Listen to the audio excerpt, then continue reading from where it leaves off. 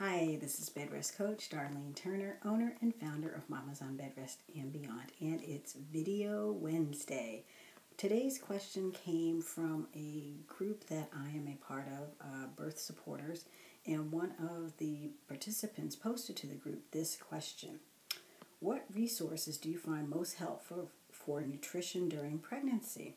I have found that many women are not receiving proper nutritional counseling during pregnancy, putting them at higher risk for gestational diabetes, pregnancy-induced hypertension, preeclampsia, and so forth. What are your thoughts?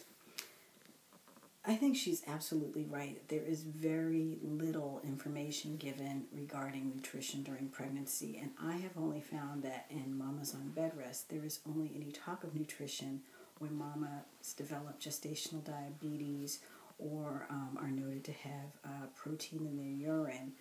And while a lot of people don't feel that dietary modifications or restrictions have any role in preeclampsia or pregnancy-induced hypertension, we do know that excessive salt intake can, in fact, be detrimental, I'll say, for women with elevated blood pressure, which pregnancy-induced hypertension is, as well as preeclampsia. So we could say limiting salt intake could be helpful, although there is no definitive evidence that these practices will either improve or prevent preeclampsia.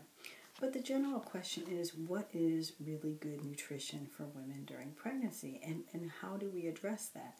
And I will say there is very limited standardized information about this. I mean, even if you say how much should a pregnant woman eat, you'll get anywhere from, she's eating for two, to she only needs 500 extra calories a day, that's only one extra snack, or, it's all over the board, and I do think there needs to be much better consensus, of which there is not at this point.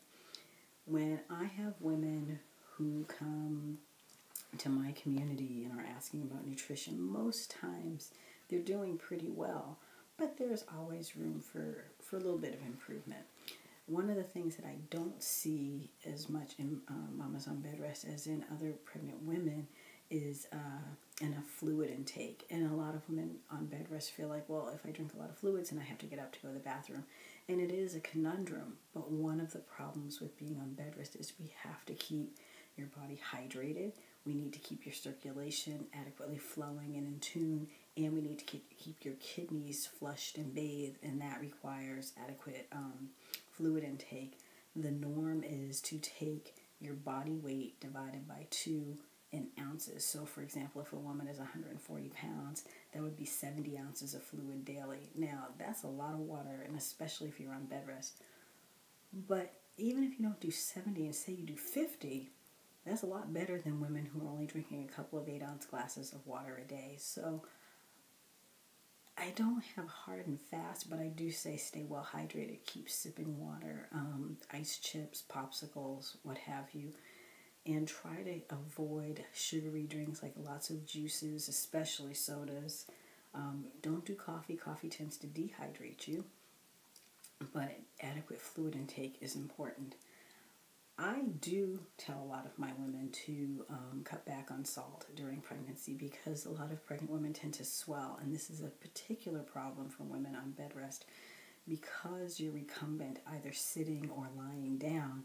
Your circulation has been diminished a bit, and you're not getting the same fluid flow from, say, your feet back up to your head, so you may get some pooling in your feet, and your feet are swollen.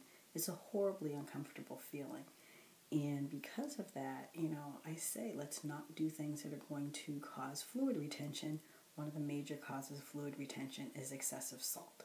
So I do recommend, suggest, however you want to say it, that women watch their salt intake while they're on bed rest because of the potential to have increased swelling in the hands, feet, and or face.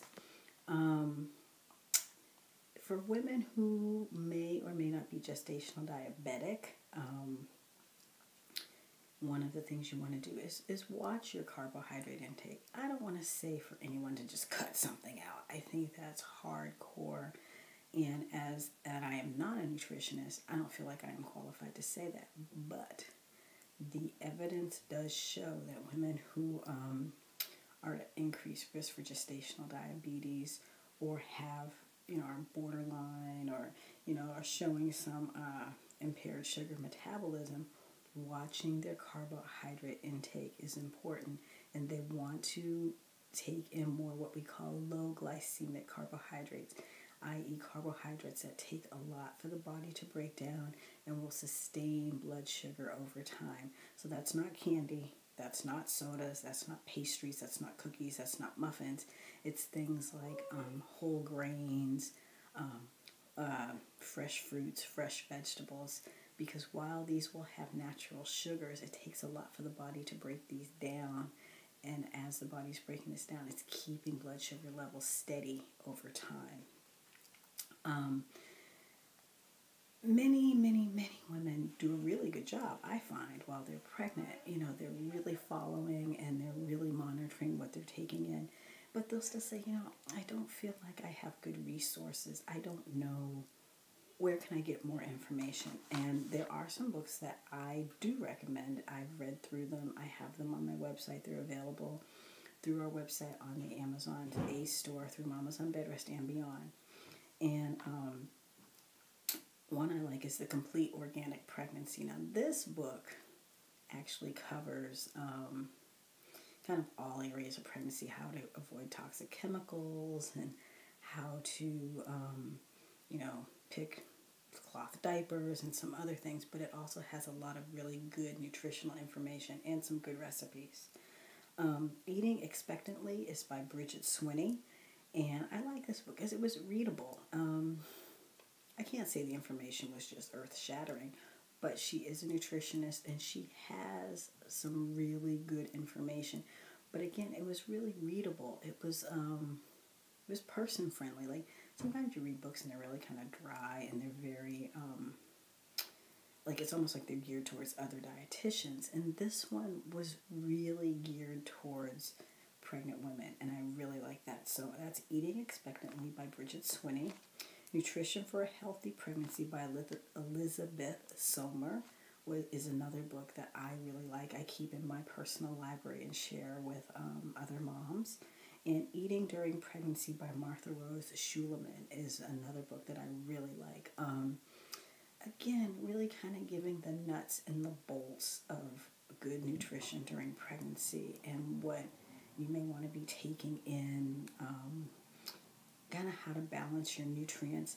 And this is more for the healthy woman who doesn't really have any issues. So if you are a gestational diabetic, I'm not saying read these books and figure out your diet, because you need to see a registered dietitian. But if you're a mom, and even on bed rest without, say you're having competent cervix, that has really nothing to do with your metabolism, but you want to make sure that you're eating well, one of these books may kind of give you some good ideas. And most of them have some great recipes in the back or at the end of the chapters, or some tips like, you can get in more fluids this way, or you can get some complex carbohydrates this way. And that's really good, because that's information that you can take, that you can use, and you can move on with. So in terms of what specific things do I recommend to women, it varies, because the clients I talk to have slightly different issues. But for just kind of a broad range of what I would tell any woman, on bed rest or not, these are the books I would recommend. I would recommend that they not go overboard with their caloric intake. True, I do think 500 extra calories a day is more than adequate.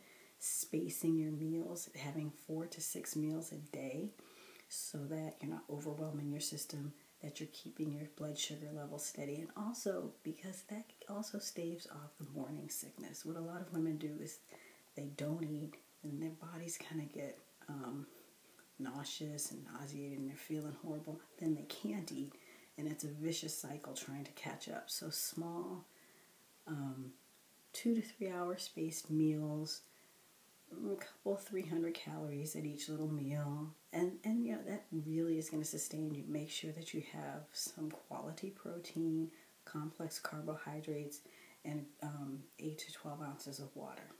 There you go. So that's it. Yes, there are many more things I tell my women, but it's really dependent on what the mama is coming with. So I can't give a broad across the board thing, but as a general, these are some great books. 500 extra calories a day, 4 to 6 small meals of 400 calories at each little meal, spaced about every 2 to 3 hours, and lots of water. So that's it. This is Darlene Turner, Bedrest Coach, with Video Wednesday, talking about nutrition and pregnancy. Take care.